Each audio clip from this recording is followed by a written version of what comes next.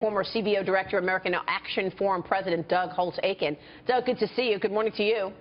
Morning, Maria. What's How you your doing? take on all of this? I mean, you know, she's got all of these super delegates, but Bernie Sanders keeps making the case, is it even fair that she had 400 delegates even before the first vote was cast?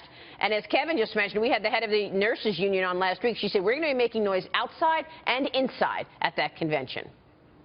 Well, I think this is the big difference between the parties this year. The Republicans gave up on the idea of superdelegates, and you see someone like Donald Trump sweep to the presumed nominee. On the Democratic side, the superdelegates give the establishment their voice, and I think there's going to be a growing pressure to get rid of them, but you can bet that the party leaders don't want to give them up easily because they are the way they maintain control. Yeah, you know, we got to talk about the economy because the number one issue has gone back and forth from national security to the economy. That jobs report was a disaster on Friday. 38,000 new jobs added for the month, the lowest number in 6 years, and almost 500,000 people actually dropped out of the labor force. People were looking for 160,000 jobs. It was 38,000. Doug, what does this tell us about where we are right now? This was really bad news. I think the worst number in the whole report was the 468,000 people who were working part-time for economic reasons. There's slack demand, inability to get full-time work. That's a terrible number at this point in the recovery. So if you look over the past 3 months, we've had employment growth growing at roughly the population growth. That's the kind of behavior you get near the peak of a business cycle. It's hard to imagine going south from here because we haven't done that well to begin with. But yeah. I think there's a lot of reason to be concerned. Anthony Scaramucci, the first comment that we were all on the panel together, and they were shocked when the 38,000 number for no, there really was. We thought it was a mistake. And the first thing I thought was, no way the Fed's going to raise rates June 15th. So Janet Yellen speaking today, you think we'll get a hint of? Yeah, well, I think she has to take the June off the table. But here's what everybody forgets. Okay, the reason they want to raise rates has to do with the fact they have no ammunition.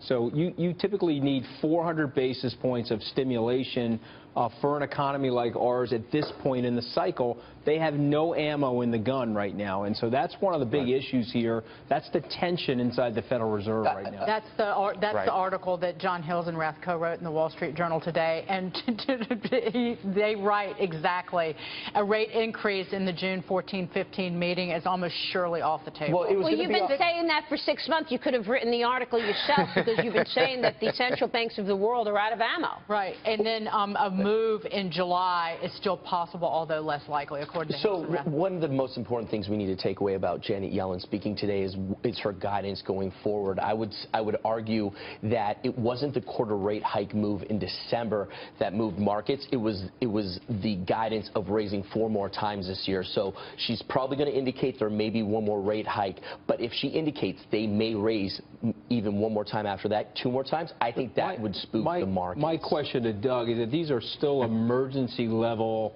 monetary policy numbers. And so, you know, if you were the chairman of the Federal Reserve, would you be moving rates here given these numbers that you're seeing? You know, data-dependent numbers. Yeah, look, I think the Fed has this wrong. I think they've been entirely too spooked by near-term market reactions to their guidance and their moves. I think they should be raising in June. The reality is they don't have much ammo to make the economy grow faster. They're also not going to slow it down much. I mean, we're into the fundamentals of the business cycle. We could do some good things with tax policy.